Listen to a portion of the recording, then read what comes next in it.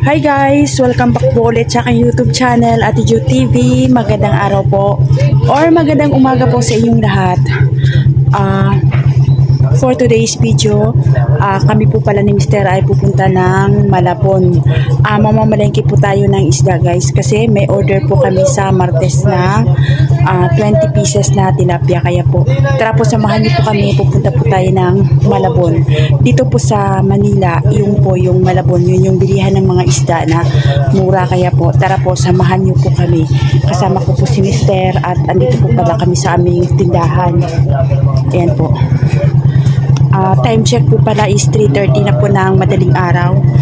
At ngayon po pala ay November 23. Tara po, samahan niyo po kami.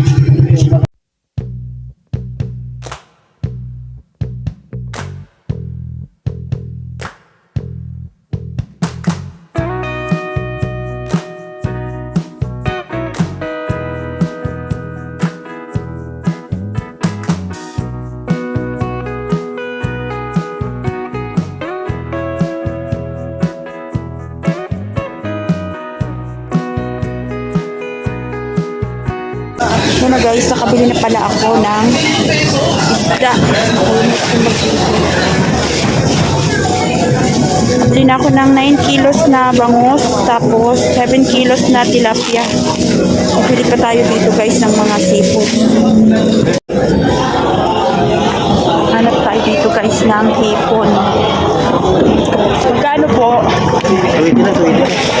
20.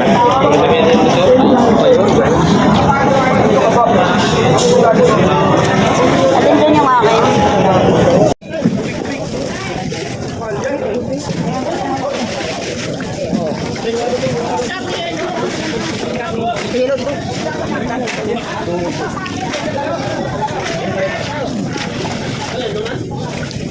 Dalawa sa atin. Kuya, isa't kalahati lang. Bakaroon kayo dito sa namin.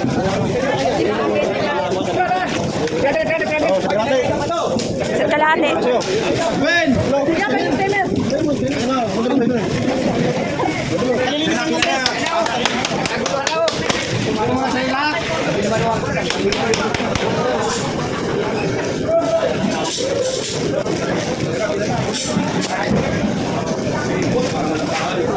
$2.80 ang kilo guys.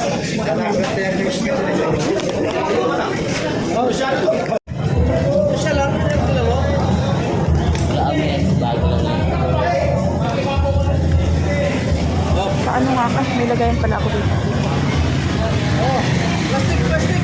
Guys, kararating lang namin galing ng Malabon. Pasensya na po kayo, hindi ako masyado nakapag-labo yung ating camera. Nakapag-video. Ayan si Mr. guys. Buat-buat na yung aming konti lang yung pinamalengke namin. Kasi halos order lang. Sumabay lang ako pagbili ng bangus. Kasi ando na tayo. Sayang din. Ang bangus kasi bili ko dito guys sana 200. Ang kuha ko doon is 170. Kaya kahit pa paano nakamura tayo. Dito na tayo at papakita ko sa inyo kung ano yung aming nabili. Hi guys! Welcome back po ulit. And yun, parang may amoy na yung ating kararating lang namin at yan, papakita ko sa inyo yung aming nabili. Yung maganda yung nabili kong gabi kasi madilim.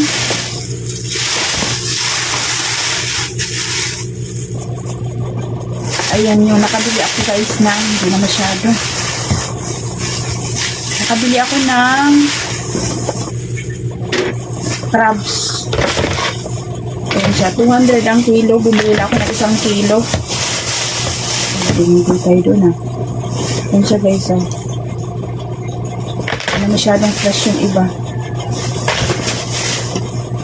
Yung lalaki kasi kumuha ng ayan siya. Yung lalaki kasi yung pumili. Yung pumili ako, inaamoy ko muna. Yun siya guys. Tapos Yun, bumili ako ng hipon, 1.5 kilo lang kasi pang ano lang to, pang konsumo.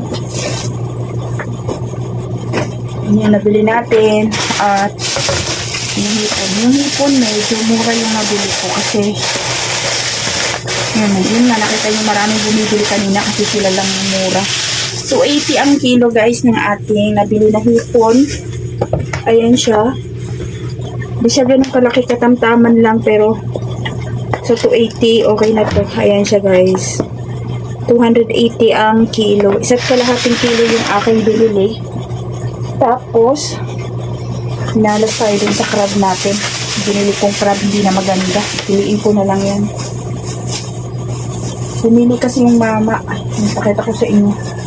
Ako yung pumili, tapos yung mama, naglagay siya na hindi ko alam na may amoy na pala yung nilagay niya. Tapos yung tilapia, yan, medyo 7 kilos. Kasi guys, ngayon po pala ay Monday, day off po ulit namin. Tapos, sinamantala na namin ni Mister yung day off na malingki kami kanina. Ano na pala yun? 4 na kami umalis. Tapos, ayun, bumili kami ng yung order na 20 pieces na inihaw na tilapia guys. May nag-order sa atin. Tapos yung ating suki, sa Malabo na kami bumili kasi dito po sa amin ang kilo po ng tilapia is 150 or 140. Ang kuha ko po doon sa Malabon is 100 lang ang kilo. Kaya doon na po kami bumili. Sayang din po. 20 pieces. Ito po ay sinubrahan ko guys para may ulam na rin kami. Ito ay 25 pieces. 7 kilos.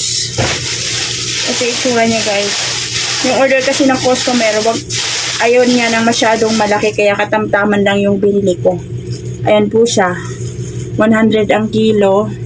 Bali ito po ay 25 pieces kasi yung 5 piraso sa amin. Tapos ayan siya guys. Mamaya na natin ito linisin kasi time check pala 6:20 na. Umalis po kami 4. Dumating kami 6:20. Ayan siya guys, yung ating 7 kilos na tilapia. Ayan po, ang gagawin ko dito guys is lilinisan ko lang yan, timplahan. Hindi ko na po siya lalagyan ng sibuyas at saka kamatis kasi ayaw ng customer. Ang gusto niya, timpla lang. Timplahan ko lang siya. Tapos, ito naman yung ating bangus. Wait lang, kukuha lang ako ng lagayan.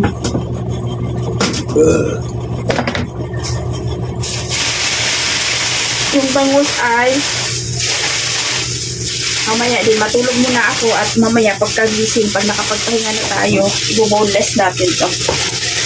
Ito po ang kilo ng bangus na nabili ko. Malaki siya guys. Malalaki siya. 170 ang per kilo. 170 ang per kilo. Mahal na pala talaga yung bangus guys. Ang bigay sa akin ni Kuya Jimboy, shout out ulit kay Kuya Jimboy, yung aking suki dito. Kasi medyo malayo. Ilang oras ba yung biyahe natin doon? 1 hour din yung biyahe namin doon guys, papuntang Malabon. Galing dito sa amin.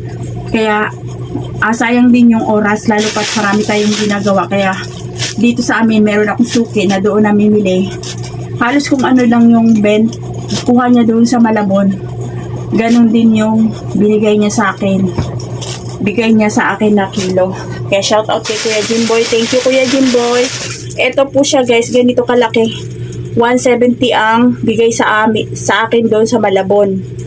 Ganito kay Kuya Jimboy, ang bigay niya sa akin is 200. Pero pwede na guys kasi hindi naman na tayo na. Pinakamura na yun guys, nabigay sa akin ni Kuya Jimboy. Pero 250 na ang bentahan dito sa ganito kalaki. Yan siya guys. Nakabili tayo ng 9 kilos. Yun ang lalaki. Buboneless natin to.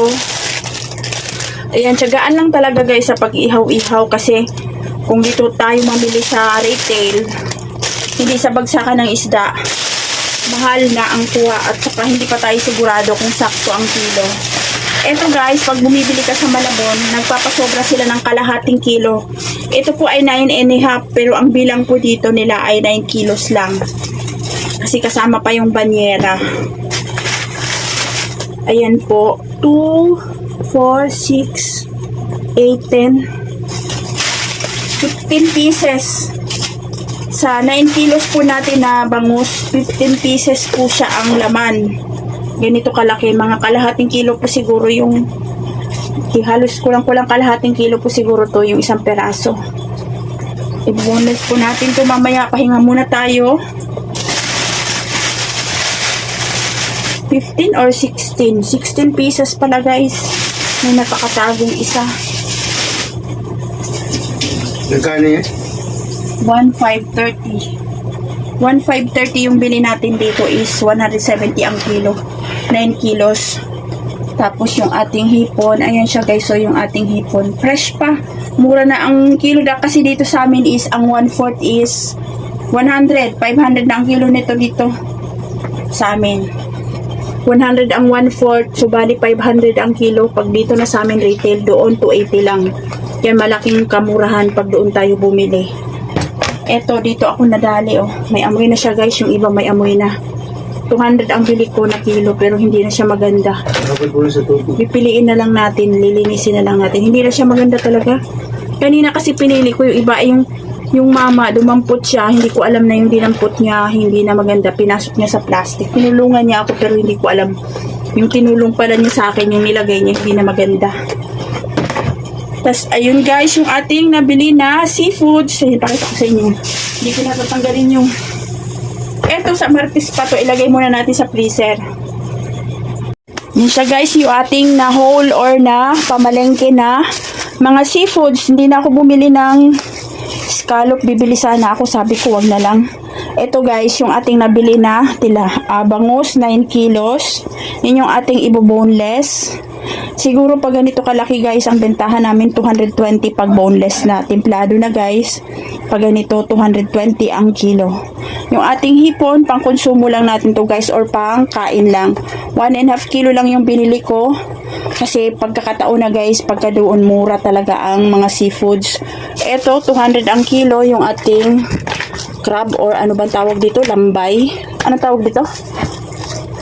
Sea crab. Sea crab. Ayan siya guys. Kasi yung crab na sa hindi ganito itsura niya. Tapos ito yung tilapia. 7 kilos. 25 pieces yan guys yung ating nabiling tilapia na order. Kaya kami pumunta ng Malabon guys dahil dito sa order na to na 20 pieces. Kasi kung 10 lang or 5 piraso lang na order, kaya namang dito na lang bilhin, pero marami kasi sayang din. Ilang kilo din yung 20 peraso guys. Yan, nabili ko 25 pieces, 7 kilos. Kaya yun. Ayun lang po, day off namin ngayon. Mapahinga muna tayo. At mamaya pag nakapagpahinga tayo, gagawin ko na to. Lilinisin natin yung tilapia, tapos iboboneless natin yung bangus. Tapos ito ay ulam. Yan lang guys yung video ko sa araw na ito. At maraming salamat po sa inyong panonood. At yun na nga po, ang day off po namin ay Monday at saka Friday. Pag hindi talaga kaya, kasi si Mr. guys nagre-reklamo na talaga na napapagod na raw siya. Kaya po, pahinga tayo. 2 times a week yung aming pahinga. Para kahit paano makapag na si Mr. Senior, 61 na kasi si Mr. guys, kaya hindi na talaga kakayanin. Kami kaya pa namin yung mga anak ko, pero si Mr. kasi guys yung namamalengke. Pagka hindi na naman siya papayag, pagka kami yung mamalengke, sayang din kasi yung pamasahe pag siya kasi nakamotor. Yun lang guys, maraming salamat sa inyong panonood, and God bless po sa ating lahat. Sa mga bago po pala sa aking channel, ako po si Ate Jo TV.